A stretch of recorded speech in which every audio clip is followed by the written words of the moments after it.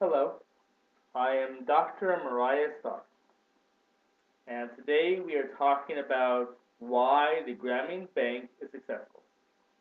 In particular, we are talking about the difference between retail and selling. Retail is when you, the customer, go to the branch of the store, you pick out the product or the service that you want, you pay for it, you leave the store. And retail depends on location, making sure that the store is convenient and accessible to the customer. Selling, in contrast, is when you go as the retailer door to door.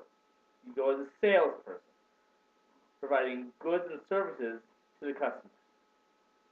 The Grameen Bank does selling because representatives of the Grameen Bank go to the customers of the bank to provide loans and to receive payments. The Grameen Bank, the village bank in Bangladesh, makes the process very, very easy for the customers. If you look at how capitalism is done in the majority of the developed world, you will see mainly retail chains and big box stores such as Walmart or Costco. This discussion today is about the virtues of selling, what the Grameen Bank does, versus retail.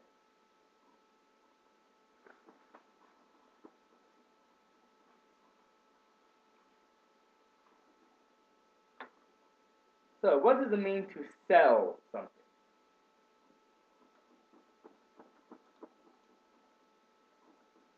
Selling is about having a service or a bag of goods that you show to people, going door to door, knocking on their doors at their houses, sitting down with them, and convincing them to buy stuff. You go from one door to the next. So you sell products and services. But you're also selling something else, something more intangible. You're selling your personality. You're selling entertainment, in a sense. You're showing them how to be a caring human being. And what you're really doing is you're saying this product or service will improve your life. So you might be a massage therapist, going to a person's house in order to give them massages. You might be a piano instructor, going door to door, teaching people how to play the piano. You might be a tutor, going door to door, teaching subjects, such as the SAT. So selling requires a very specific kind of personality.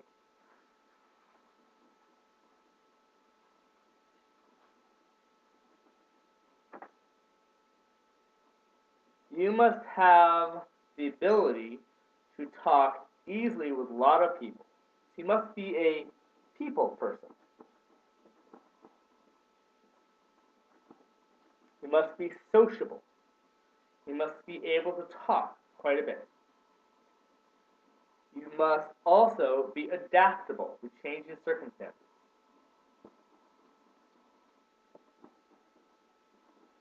Different environments, different personalities.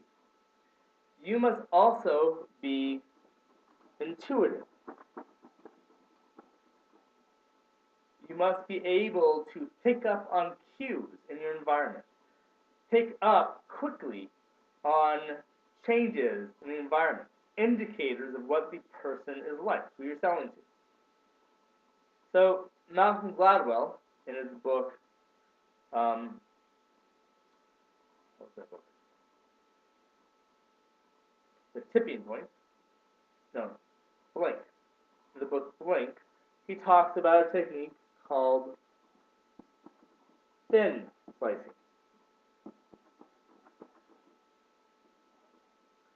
Thin slicing is when you can look at a person and make a complete and accurate assessment of that person's life and situation in about 30 seconds.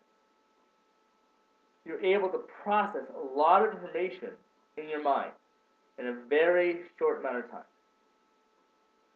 So selling products and services requires the ability to, in a sense, size up people very quickly so that you can adapt your products and services to that person's needs.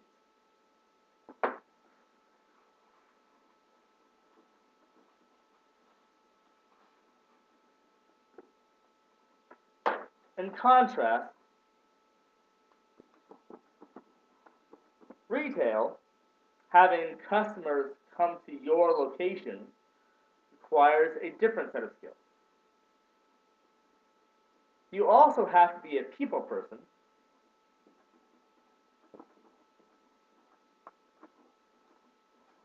because you have to be able to converse with a lot of different customers. However, unless you are selling a general range of products, such as in a convenience store, most likely you do not have to adapt to different customers. Most likely you're selling a specialty product, you know your demographic, your target audience, and so you can predict what kind of customer will walk into your store and what kind of products or services that customer will need. So there is no adaptation.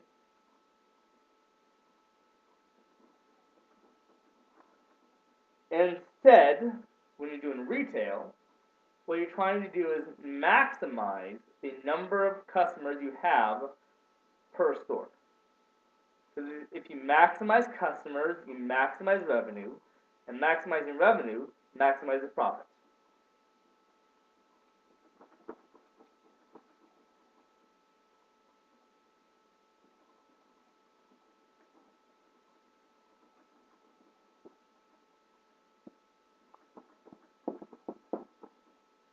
So there is no need for you to adapt your behavior. You're staying in the store. What you're trying to do is make the store appealing. So you do maintenance all the time of the store environment.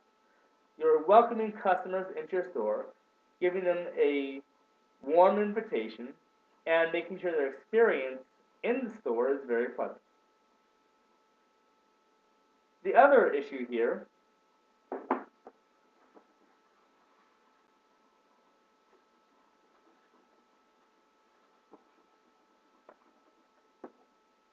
the only thing you really have to adapt or change is the price. Because in retail, it's the price point that will sell the most goods. And so all you really have to do is be good at math and product placement, as well as a bit of marketing, so that customers know right away what price they will get for a product. Now notice the difference here. When you are selling a product, there is no fixed price. In fact, you might offer different kinds of pricing and payment systems based on your customers. You are customizing the price and the payment mechanisms for each customer. In retail, you don't customize. You maintain a fixed price so that you maintain a fixed profit per item sold.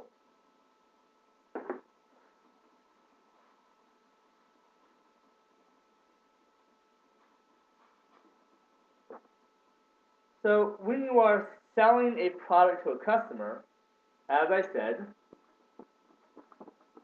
you are selling your personality. Another way to look at this is that you're selling your energy. You are, in a sense, selling your spirituality.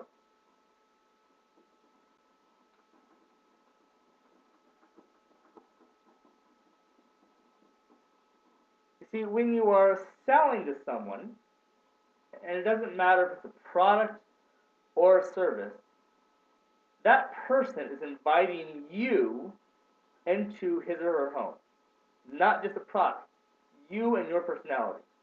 They want to have your personality in the environment they occupy. And so, if you have a good personality, if you are fun, if you tell jokes, if you are easy to be around, if you're open, if you're adaptable, people will like you. And if you're likable, they will buy stuff from you because they're buying products and services as a way to maintain the relationship they have with you. The purchase acts as a mechanism to continue the relationship. In the same way that two people who are dating will exchange gifts as a way to reflect the relationship. Selling a product or service to someone is a way of developing a friendship. It's just like dating in romance, except the two people are doing it on a much more frequent basis and with much lower stakes. It's much easier, in fact. So you are selling your spirituality and intersecting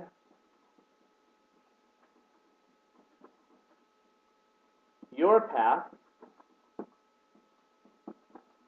with the customer's path. You are essentially telling your customer, if you buy this product or service, you'll make me happy because the product and service reflect my spiritual path, and I'll make you happy because the product and service will help you make progress as well. So you're two people who are connecting on your journey and intersecting at a point, and the point is the sale.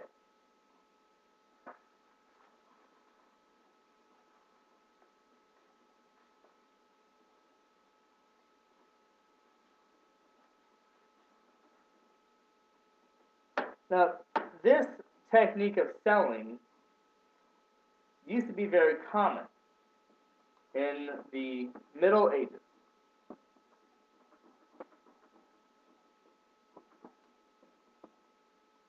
It was very common for merchants to go door to door to people's houses selling jewelry or books or precious stones.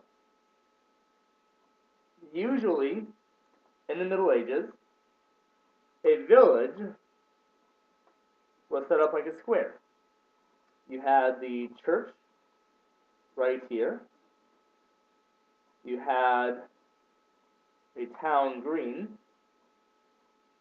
and you had houses all around. And your job as a merchant was to go to each of these houses, meet all these different people, and sell them things that will connect with their personal spiritual growth. And since the church was in the middle of the town, that personal spiritual growth was obvious. And this is why capitalism developed under the auspices of the Catholic Church and the Protestant churches. This is why we talk about the Protestant work ethic, because selling products and services to people was the way to share in that spiritual connection.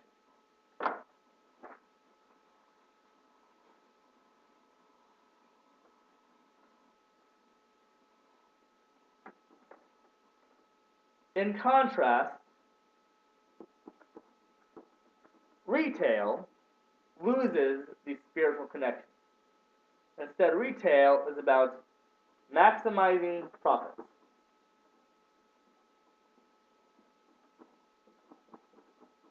And the only way to maximize profits is by having increasing numbers of customers come into your store. And so ideally, you want to have an automated system.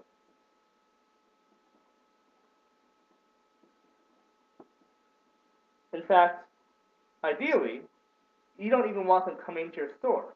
You want them instead to buy your products online, to go to your website, and to have the product shipped to them at their home. So this is why we see a trend toward automatic machines at convenience stores, such as CVS and Walgreens, and big box stores, and online retailers, such as Amazon.com and Walmart. Retail cuts out the spiritual component of commerce. You don't even expect it. What you're looking for is the cheapest price.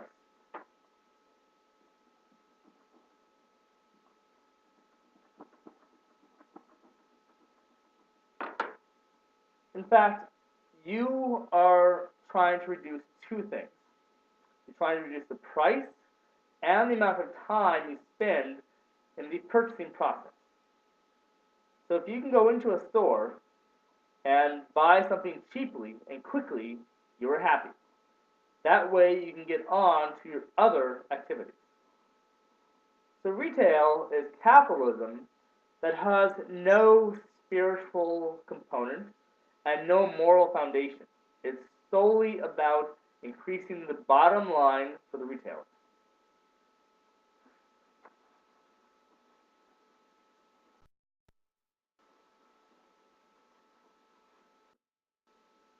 So in a sense, as a culture, we have made the transition from a spiritual type of capitalism to pure for-profit commerce. And so our objective here is to follow the example of the Grameen Bank, to focus on relationships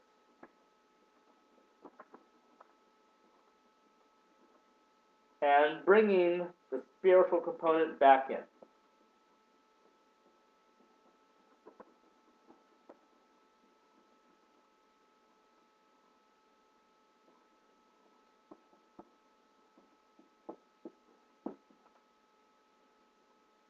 Because the spiritual component is the